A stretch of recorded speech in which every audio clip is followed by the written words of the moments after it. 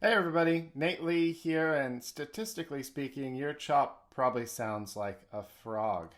So if your chop sounds like this, like maybe it's part of John Hartford's Hey Baby Wanna Boogie, then keep watching, I'll help you make it sound good. If your chop doesn't sound like a frog, you should still watch anyway so you can find out what makes people's chops sound like a frog so yours doesn't turn into that. Now there's a lot of different kinds of chops. There's the up chop,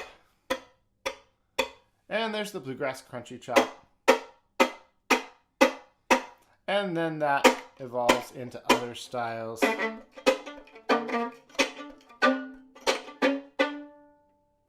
Sort of chops. But the kind of chop you don't want to have, and the one that I hear most people do who are learning to play the fiddle, is this sound. So here's what's going on. If you're making this sound, it's kind of fun to make even though it's really obnoxious.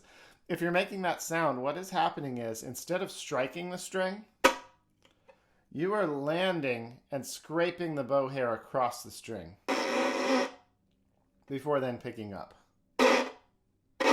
Now it may not be as bad as this, but basically what you're doing is a very short version of that, which makes that whiny, very frog-like sound. So what do you do instead? Instead, you lift up like this, and you drop straight down. Bam.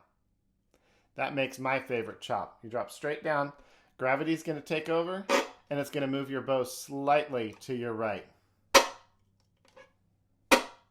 But we're not going to do this type of motion, this circular motion. We're going to go straight down. Now there is a type of chop that uses a circular motion. I call it the bluegrass crunchy chop. But it is, I think, not the most versatile and useful chop, so I don't really encourage my students to use this in the long term. Although I teach all my students to do it. The one that you're going to get most out of is this one that I'm showing you here, where you drop and just let the bow slip.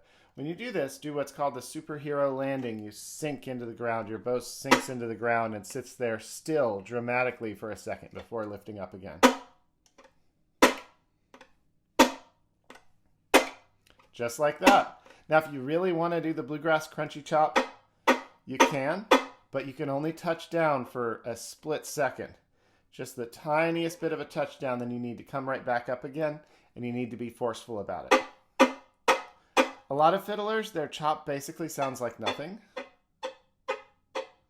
And it looks like you're doing something, but that's about it. You might as well just stop and check your phone or something if your chop sounds like that.